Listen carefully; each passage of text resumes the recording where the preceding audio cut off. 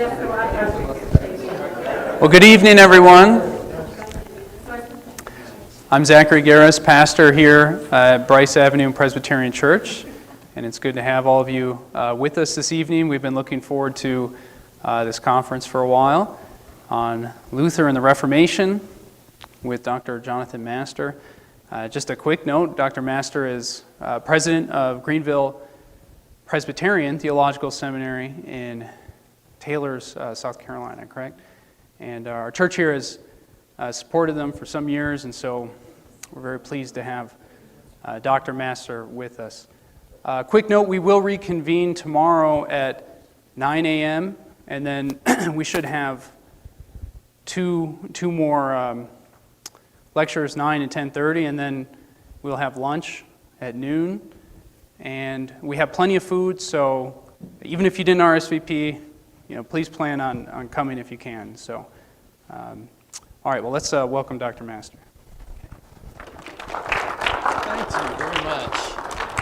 It's great to be here with you. I was just informed that the altitude here is 6,600 feet, so if I say something crazy or collapse or something, please forgive me. I'm from South Carolina, so I'm not used to this. It's great to be with you, though.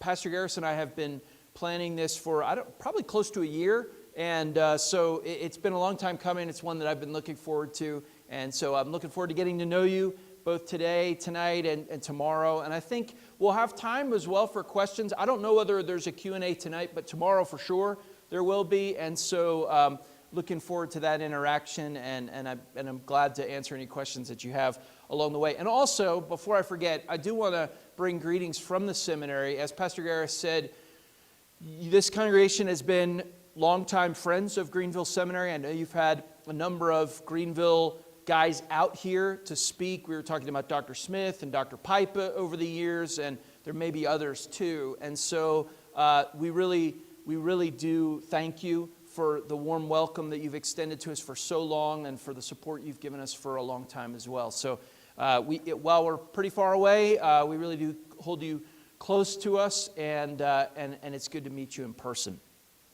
So this tonight and tomorrow, we're going to be looking at Martin Luther, the great reformer. If you think about the Reformation, usually there are a couple of scenes that immediately pop into your mind. If you know anything about the Reformation, and maybe you don't, and I'm not going to assume that you do, but if you know anything about the Reformation, one of the great scenes in the Reformation is Martin Luther nailing to the door of Wittenberg Church, Castle Church in Wittenberg, Germany, these 95 theses. And in so many ways that kicked off the Reformation. We'll discuss why it kicked off the Reformation.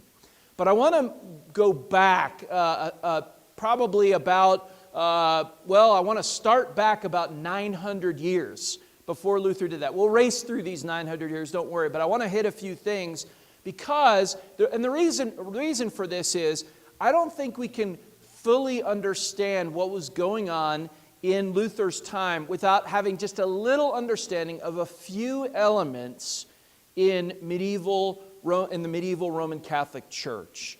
There are a few things that we really need to get our arms around in order to understand Luther's context and how the Lord used Martin Luther to effect this great Reformation and revival in the church.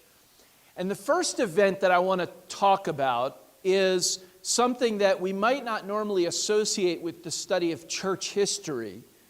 But if you look at the history of the church, particularly the medieval church, it's probably one of the most significant events in the first 1,000 years of church history.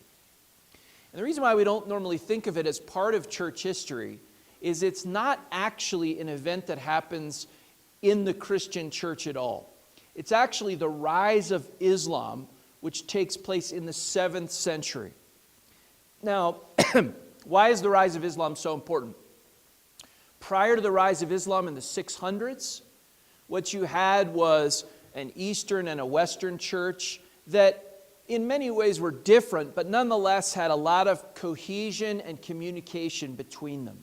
So there was a kind of global connected church. Now, there were a lot of ways in which heresies and false teaching had already crept into the church, and we could talk about that, but nonetheless, it was somewhat united as a church.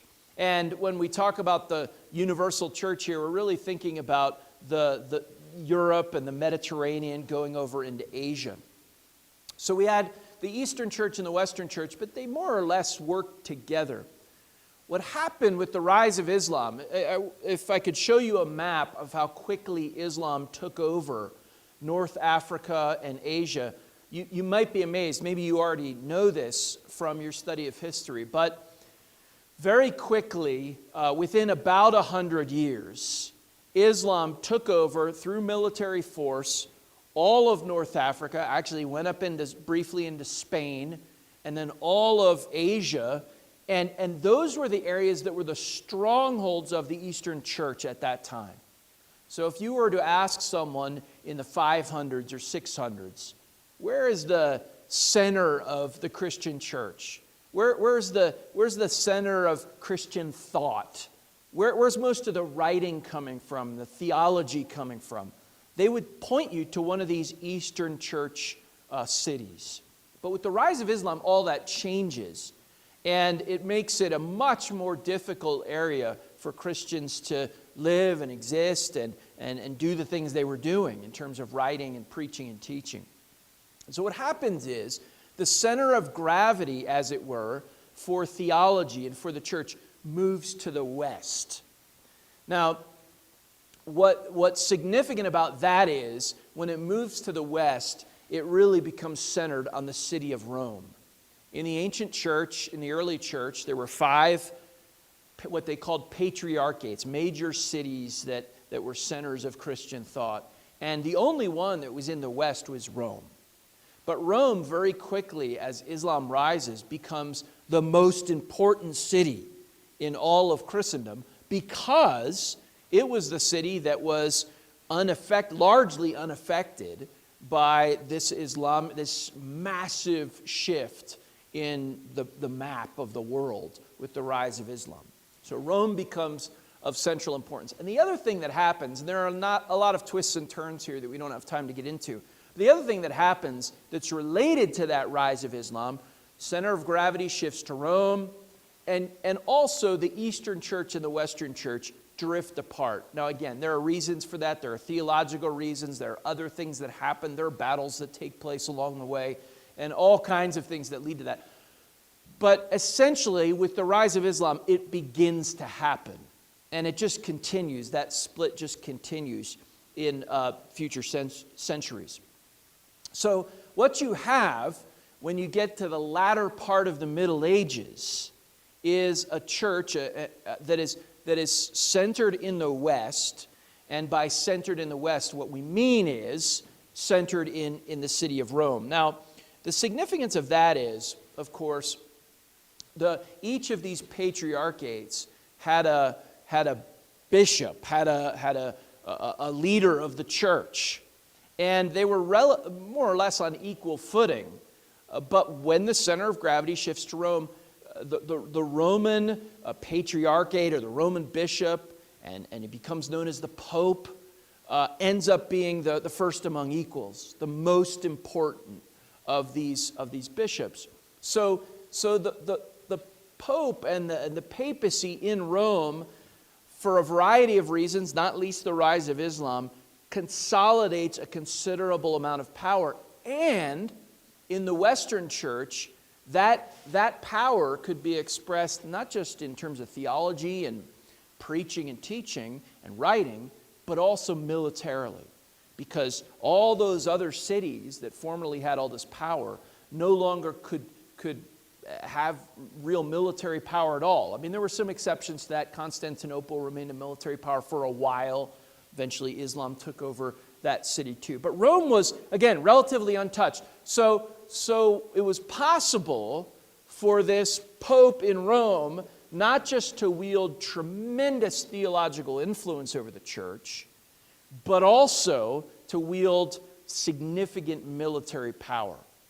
So that means that as the center of gravity shifts to the west, he's the most important figure, certainly in terms of the Christian church. Now, That gets combined with what's been happening for centuries up to that point, which is the Pope has been starting to develop these ideas about his own primacy, about his own authority over the whole church. And so I'll read you a quote or two. I'll read you one, actually, from 1160. So this is a little, we've fast forwarded from the rise of Islam about 500 years. This is Pope Innocent III. He describes himself with respect to other kings in that time period. And he says, he's actually commenting on the book of Genesis, but he somehow turns Genesis 1 into a comment about his own military power. He says, the creator of the universe set up two great lights in the firmament. Likewise, for the firmament of the universal church, which is spoken of as heaven, he appointed two great powers. The greater, that's him, to exercise rule over souls, and the lesser to exercise rule in civic affairs. But then he goes on to say this: those kings that are exercising rule in civic affairs, the closer they get to what the Pope wants, the more in line they are with the will of God. And he talks about this with, he plays off this idea of them being like the moon and him being like the sun. So what this ends up leading to, what this whole thing ends up leading to, is an understanding of the Pope as the central figure in this growing power in Western Europe. Now, there's a little turn that this takes along the way. And now I'm going to fast forward to the 1300s. See, we're getting there. We're making progress. I know when I started in 600, you were a little nervous, but we're getting close. In the 1300s, the Pope has declared himself to have all this authority, essentially infallibility, but they didn't quite say that at that point. It was fairly close. In the 1300s, what happens is this. There is a prince in France who becomes very powerful. And he decides, like many government officials do, we still see this today, unfortunately, that what he wants to do, because he has this power, is he wants to tax his people more heavily. He wants to raise money for whatever it is that he decides he wants to do. And so he's going to tax his people more heavily than he already was. The Pope takes issue with that. And the Pope says, actually, I kind of want my hand in the pockets of your people, and I should be the one to be able to tax them more heavily than you are. And so they have this little back and forth about who gets to take the money from the people, or who gets to take more money from the people. Now, the way this works itself out, it sounds crazy, but this is actually what happened. The Pope sends some emissaries to this prince in France. His name was Philip. Pope sends some emissaries. Philip ends up sending them away, turns them away rudely. They go back to Rome. Then what Philip does is he sends his own people to Rome, and they kidnap the Pope. They take him hostage. And no one knows where he is. Now, it turned out he was only about 30 miles away from Rome, but no one could find him. He ends up dying in captivity. And then there's this sort of battle for who the next pope is going to be. And Philip has his people in Rome make sure that the next pope is favorable towards him. And not only is he favorable towards him, but he's so favorable towards him that the new pope, ends up moving the entire papal court to France, to Avignon, France. This lasts for about 70 years. Now, as the 70 years get closer to an end, other people, sort of take issue with this whole arrangement. And what they do is some powerful church officials in Italy decide to appoint their own pope in Rome. And so what you have in the 1300s is actually two popes for many years, not the whole century, but a good portion of it. You have a pope in Rome, and you have a pope in France. And they do what you'd expect them to do, which is they excommunicate each other. And it's very unclear Who's in charge? You have this situation where the Pope is supposed to be the most significant, most influential, most powerful person in the western part of Europe. And it's not even clear who the real Pope is. Now, Luther is actually going to pick up on this a little bit later on when he begins to push back against the Pope of his own day. There's a certain point in Luther's life where the Roman Catholic Church presses on him and they ask him, will you swear loyalty to the teaching of the Pope? And Luther says, well, look, I can look throughout history, and there were times there were several popes. Which one of the popes in the 14th century do you want me to swear allegiance to? In other words, he uses that historical event, that confusion that took place during that century against the Roman Catholic Church. Because you see, what they were saying was, Luther, it's you against this unbroken stream of succession of Roman bishops.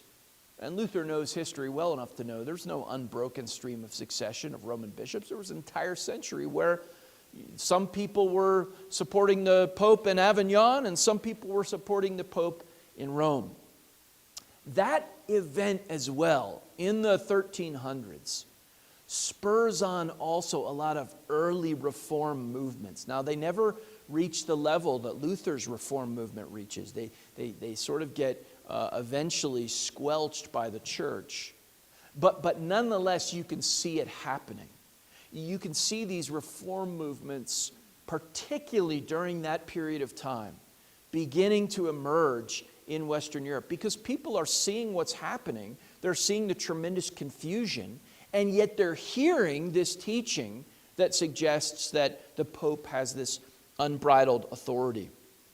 So if you look at, for instance, the 1300s, and you think about it in relation to the Reformation that comes later on with Martin Luther in the 1500s, you see men like John Wycliffe, and maybe you've heard of John Wycliffe. John Wycliffe was an early reformer in England. And Wycliffe actually had great success early on with his reform efforts. He had a lot of noblemen on his side. He had the people on his side. You may know Wycliffe's name because he eventually took on a project of translating the Bible from Latin, from the Latin Vulgate to English. And this was an immense project, and it got him into some trouble. But Wycliffe was somewhat successful for a while. One of the reasons why Wycliffe was so successful is because Wycliffe, during this time of great confusion in the papacy, Wycliffe said that noblemen in England should be the ones who get to choose who the bishops are in their region. And they should be able to choose who all the priests are in their region. In other words, Wycliffe was arguing that it wasn't the Pope who had that authority, but whoever the civil leader was in a particular region. They should be the ones to choose who the church leader was. And that was very popular with the noblemen in England.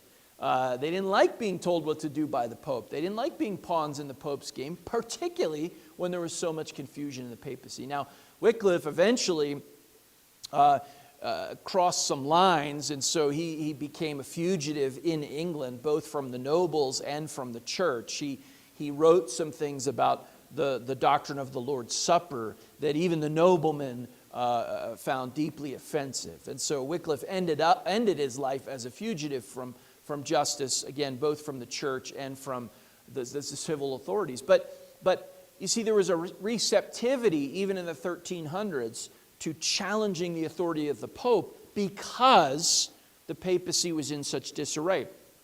Another great example of this that you see over in the eastern part of Europe is Jan Hus. And he's, again, in the 1300s, into the 1400s. He's an interesting figure because Luther was very familiar with Huss's writings, and so was the church. Huss was eventually declared a heretic, but he was fairly influential during his day. Again, this time of great confusion in the church, Huss emerges as an early reformer. And it's very interesting to ask the question, why is it that Wycliffe's efforts or Huss's efforts are not successful where Luther's efforts are successful? And I think this is a moment to kind of pause and see one of the lessons that we learn from history, particularly leading up to the Reformation. There's a point in Luther's life where he's challenged, are you a Hussite? Do you believe the same things that Jan Hus was teaching? And initially Luther says, no, I'm not. I don't agree with those things.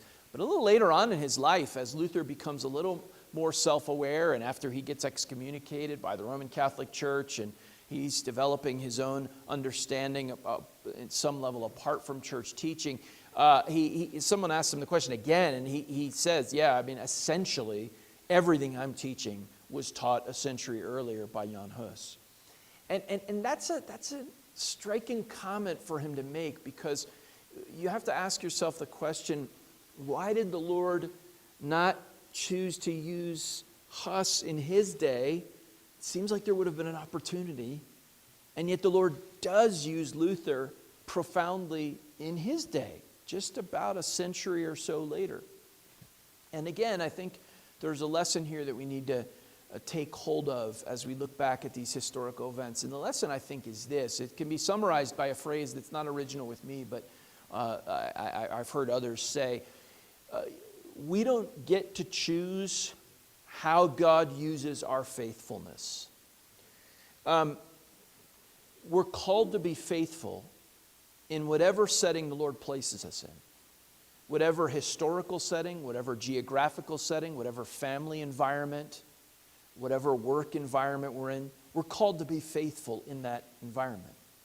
And we can look around and ask the question, as I've tried to be faithful, why has the Lord seemed not to bless that, at least right now?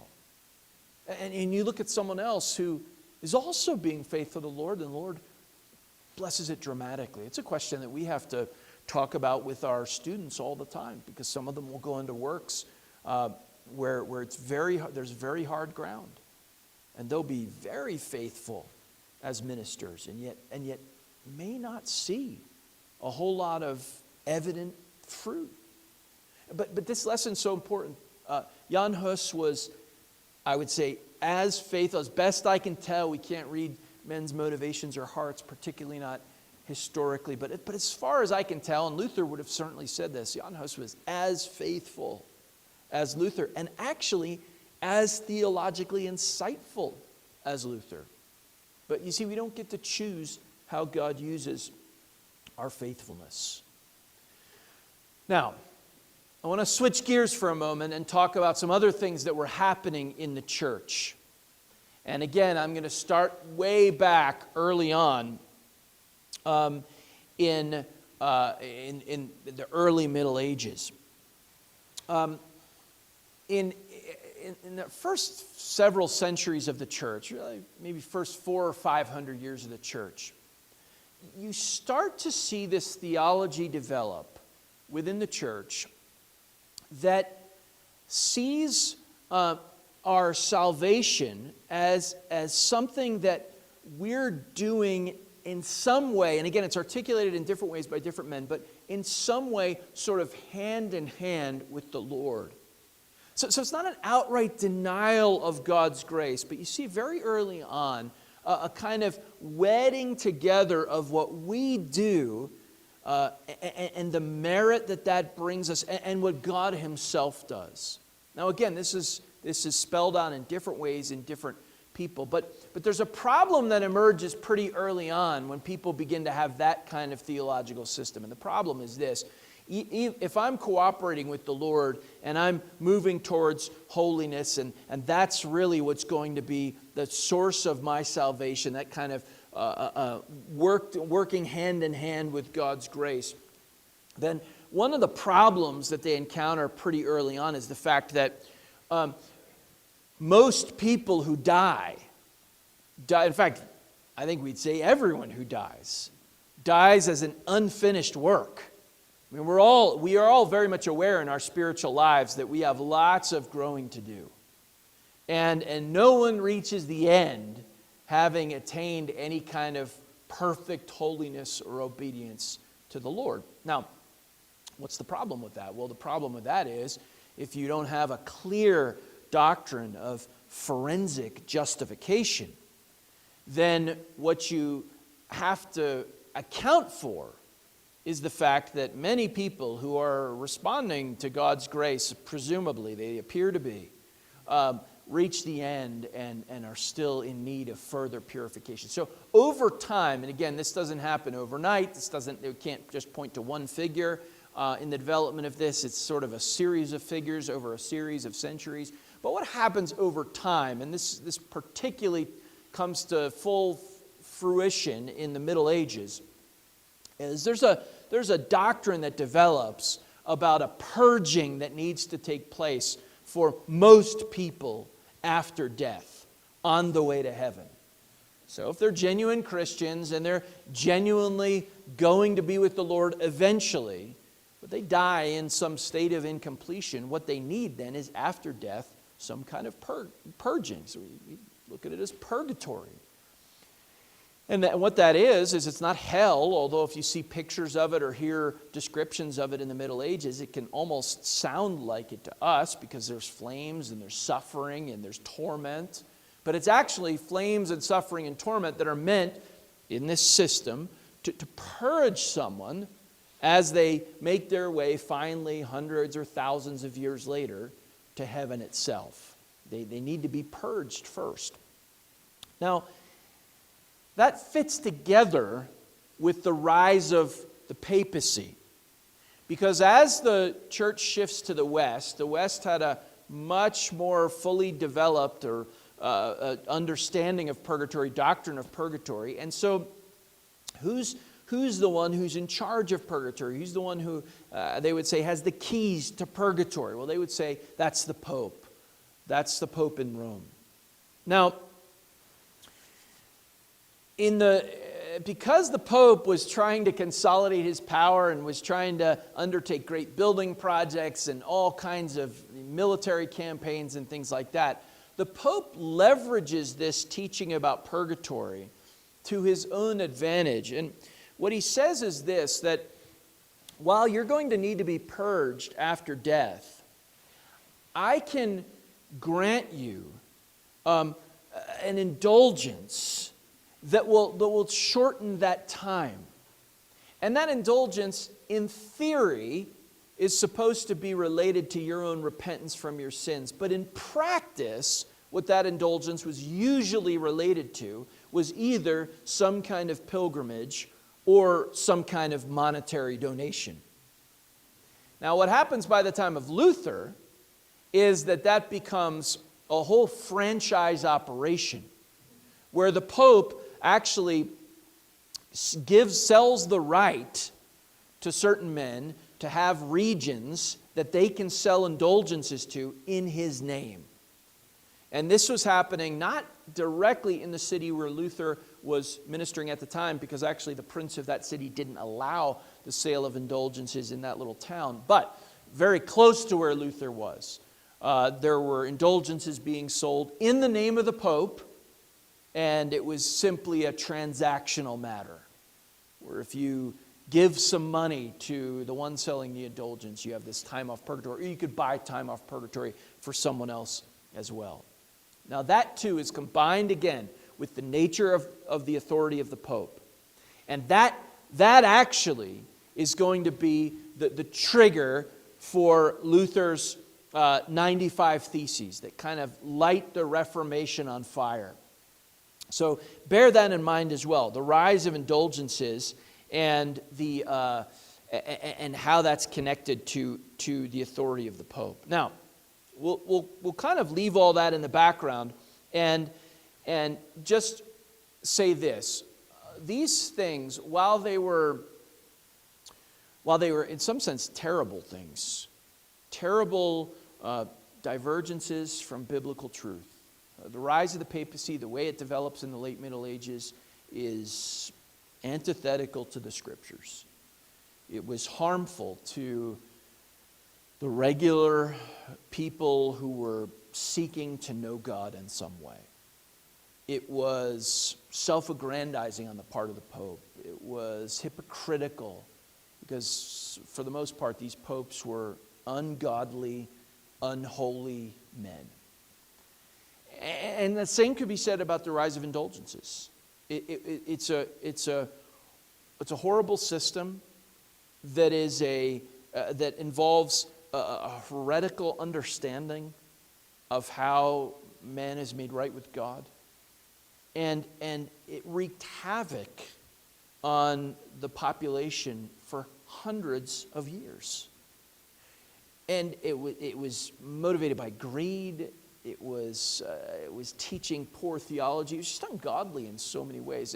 And it is very easy, and in fact I think good, for us to look back on those developments and to shake our heads and wonder why the Lord didn't intervene sooner than He did. And it's at this point that I want to remind you of something, another truth that we need to bear in mind. I've already said to you, we don't get to choose how God uses our faithfulness. And that's a good reminder when you look at some of these early reformers who preceded Luther.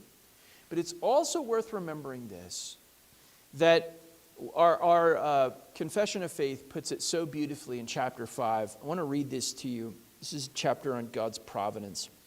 God, the great creator of all things, doth uphold, direct, dispose, and govern all creatures, actions, and things, from the greatest even to the least, by His most wise and holy providence, according to His infallible foreknowledge and the free and immutable counsel of His own will, to the praise of the glory of His wisdom, power, justice, goodness, and mercy.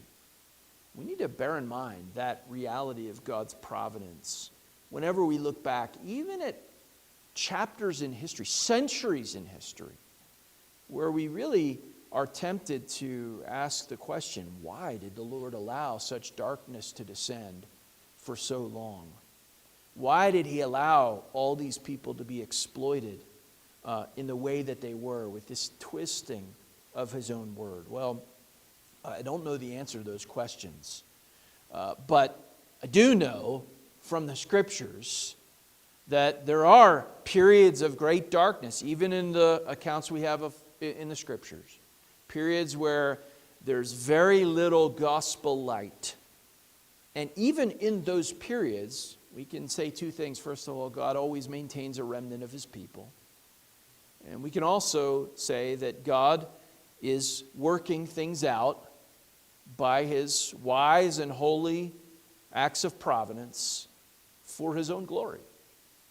So we get to the end of this dark chapter in the history of the church, and we need to be reminded of what God Himself is doing. Now, I want to then move into the life of Luther and how all of this coalesces for him. We're not going to go through the whole life of Luther tonight, but I just want to introduce sort of the beginning of Luther's life. And then my plan would be tomorrow morning to finish out the bulk of Luther's life and then look particularly at some of his teachings that were most influential. Well, for Luther's life, probably the best place to start is after his education. Luther was raised, his father was a kind of, we would probably say sort of a middle manager in the mining industry. So not a high, noble official, but someone who had some means and was sort of middle class and was able to afford an education for his son. And so Martin Luther's father pays for his son's education. Luther's ambition at that time, and really his father's ambition for him, is that he train to be a lawyer. And that would be kind of another rung up the ladder from where his father himself was. So Luther goes, receives his university education, receives a master's degree as well, the University of Erfurt. And his plan is to leave that city of Erfurt and to head back home and begin his legal practice and make his way in the world. What happens is this, in a striking series of providences, we just talked about the providence of God. In a striking series of providences, Luther is caught in a massive thunderstorm as he's headed back. Now, he's walking on foot, so you can imagine what a thunderstorm would be. Sometimes you've had the experience of driving in your car, and there's this huge storm, and you wonder if you should pull off to the side of the road. I mean, you really feel like it's just bearing down on you.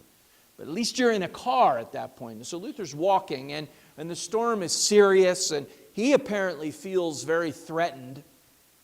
And so he cries out. He doesn't actually pray. Sometimes the way the story is told, it's told as if Luther uttered a prayer to God. He didn't actually utter a prayer to God. He actually uttered a prayer to a saint. That's what you would do at that time. That's what he was most familiar with. And so he prays to Saint Anne, who was the patron saint of miners. So the saint that would oversee his father's business.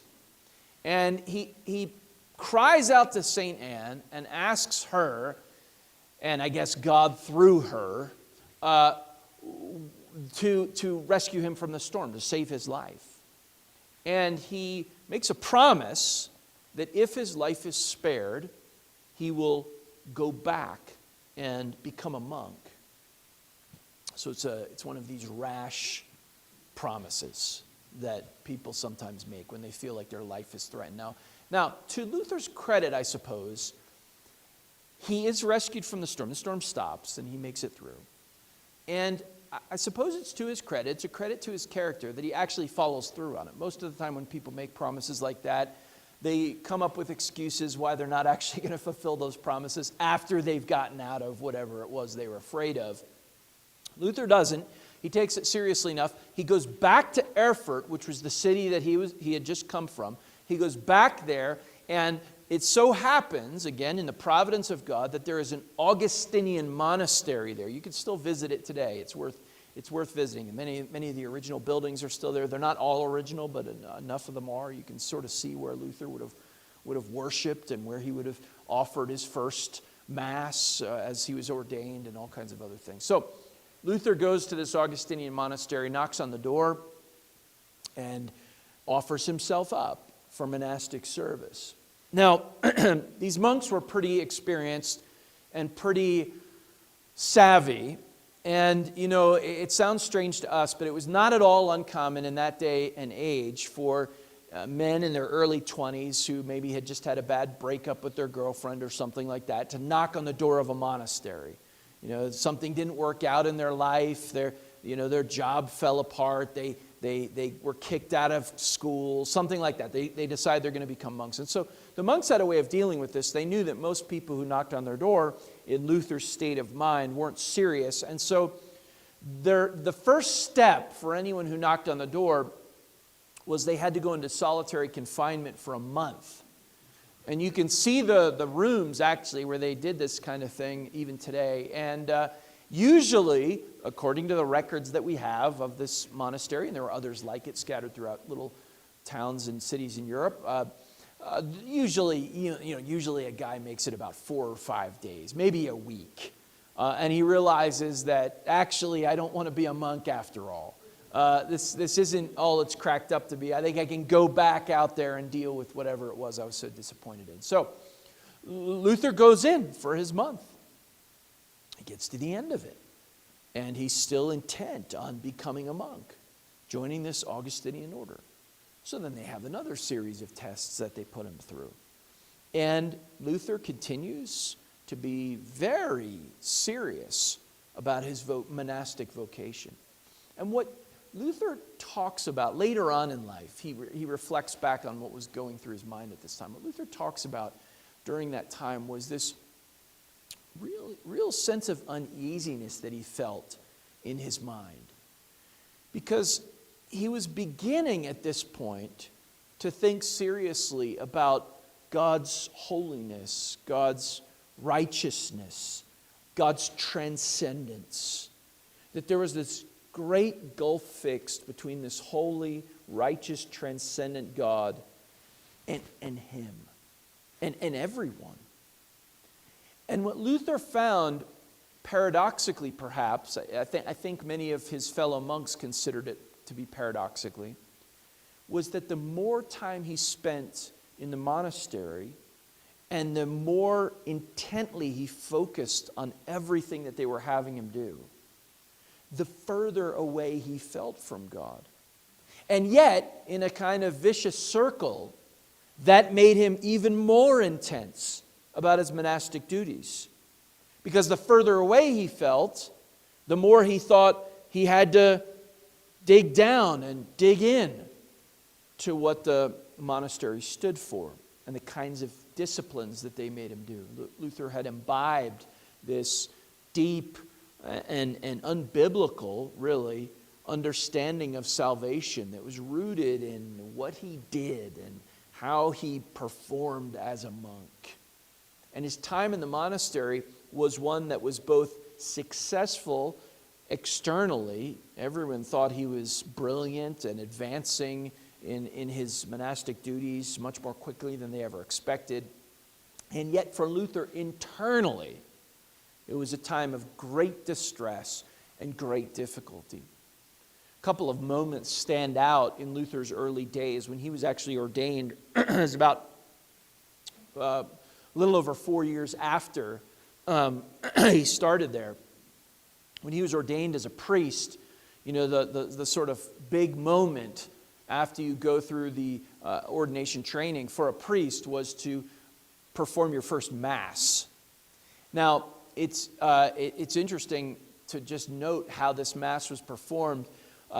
It was at this time in the late Middle Ages in which Luther was serving, actually he performed the Mass, it would be as if he were up there and all of you were even further back than you are, and there's actually a screen so that you can't see him. You can only see him a little bit of his head, and when he raises the bread and the wine, you can see that, but that's it. Imagine if that were your understanding of public worship as an individual. That was the common late Middle Ages experience of going to church. So Luther's performing his first Mass, and he describes it very vividly. He describes the fact that he was terrified by the experience, because in his understanding at that time, he was holding the very body and blood of Christ. And he thought that that would be the moment where he would feel closest to God. After all, he's the one up there actually handling these things that have to do with the sacrifice of Christ. In fact, in Roman Catholic doctrine, they say that the Mass is as it were an unbloody re-sacrificing of Christ. Still actually official Roman teaching today. But in any case, what Luther experiences inside is something entirely different. He actually feels as if he's more distant from God than if he's terrified. In fact, some accounts, it's hard to get exact first-hand accounts, but some of the accounts that we have indicate that he even his hands were shaking so much that he spilled some of the wine. I mean, he was just terrified by the whole experience. Now, as a side note, his father was very angry with him when he joined the monastery. As you can imagine, his father had spent a lot of money on educating him with the idea that he would sort of move the family forward, and now Luther went back and became a monk. But it appears by this point that they had reconciled because his father was there, or if he wasn't there personally, we're not sure if he was actually there, but he paid for a big reception after Luther's ordination. So we know that there was some reconciliation. But I just want to make a quick point about that, even though this isn't the main point to note. It does show you something about the character of Luther, that even though his father was against him becoming a monk, and even though he had many ways out of his rash vow, he didn't take those ways, and he didn't listen to his father. Now, this is actually a contrast to John Calvin, and it would be great if we had another weekend and we could talk about Calvin, but you know, Calvin's father didn't want him to study theology either. And Calvin, different from Luther, actually listened to his father. He studied law, and then that was his field for a few years. And it wasn't until his father died that Calvin felt free.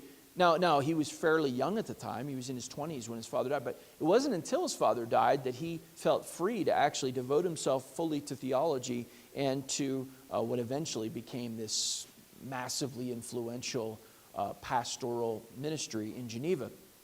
But it does show you something about the differences in character. Calvin was very careful to obey his father's wishes, deferential to what his father wanted. Luther, couldn't really be more different in temperament. He was going to do what he was going to do, what he thought was the right thing to do. Even though his father was against him, it didn't matter. And even though the path was hard, it didn't matter. And even though he wasn't actually enjoying it or feeling any closeness to God, it didn't matter. He was going to keep going and keep pressing on in this life as a monk. Well, I'll give you one more event and then point you to a turning point in Luther's life for this evening. In 1510, Luther was again in this Augustinian monastery, and he had he was a standout monk in so many ways. It was clear he was intellectually gifted, but he was also just dedicated to the work. In fact, his mentor, his confessor, got very frustrated with Luther, because what Luther would do is he would go in to confess his sins in the way that you did in the Roman Catholic Church at that time. He would confess his sins to his confessor, and sometimes he would confess for hours. And his confessor was like, you were here yesterday. And then what Luther would do on top of that is he would leave and then come back 15 minutes later and say, as I was confessing, I think I was doing so out of a little bit of pride. And he would sort of reconfess. So this was his level of intensity. So he was a standout in all kinds of ways. And so in 1510, he is selected by the Augustinian monastery for a very important role. We know a little bit more about this actually in the last 20 or so years. Some documents have been uncovered and translated, and we understand it a little bit better. But what he was selected to do was to be a kind of emissary for the Augustinian monastery and to go to Rome. And Luther had never visited Rome. And there is some thought from his mentor that not only is this an honor that Luther deserves, but also that this might help alleviate some of his anxiety about his relationship to God. Luther had, by the medieval Roman Catholic way of thinking, had been moving closer and closer and closer to the things of God. And yet he was feeling more and more distant. And if there was any place where you could get close to the things of God in this late medieval Roman Catholic mindset, it was Rome itself. Because there, you would be closer to the Pope, closer to the whole papal court. And there were all kinds of relics in Rome. Many people would make pilgrimages to Rome just to have contact with these relics, because it was believed at that time that the relics, as well as indulgences, took time off purgatory. And so you'd see people go to Rome. This still actually happens today, although it's not as widespread as it was then, where people will go and walk up steps on their knees and things like that in order to reduce their time in purgatory. And that was going on then on a massive scale.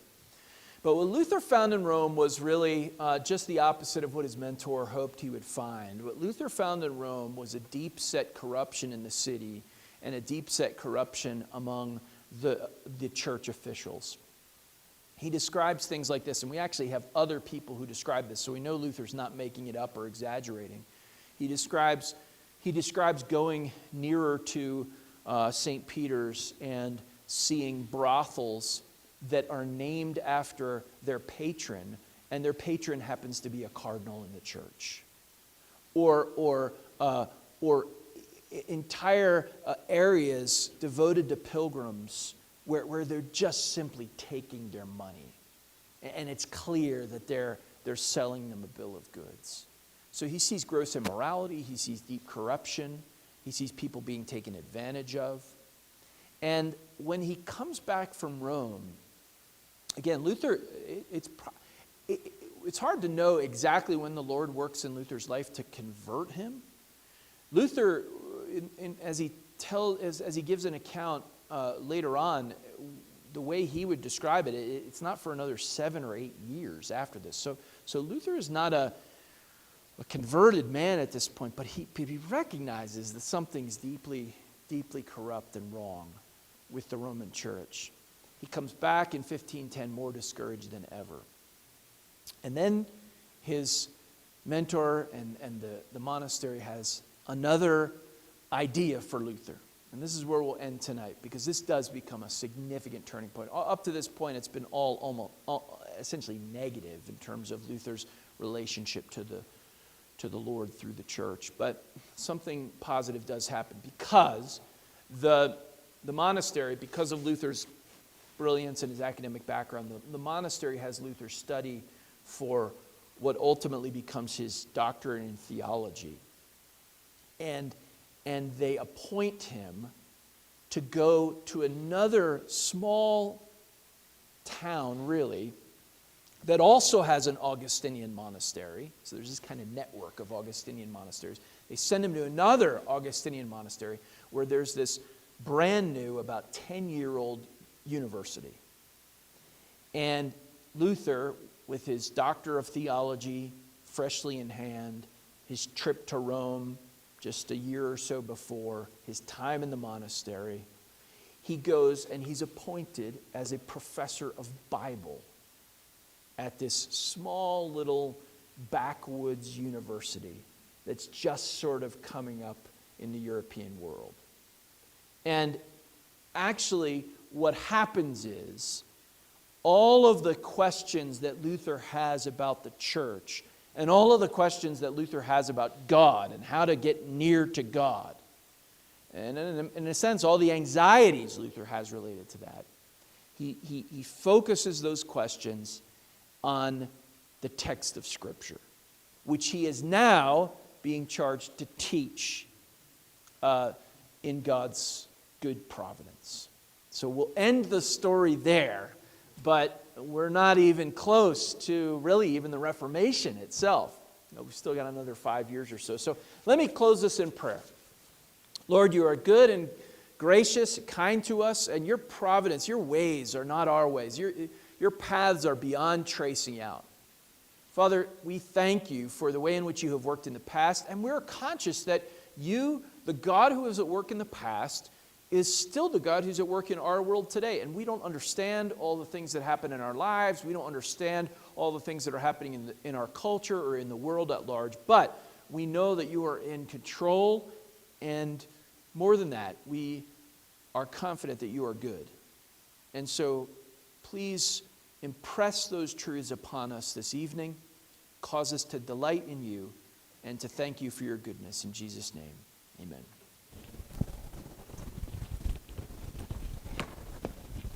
Because that's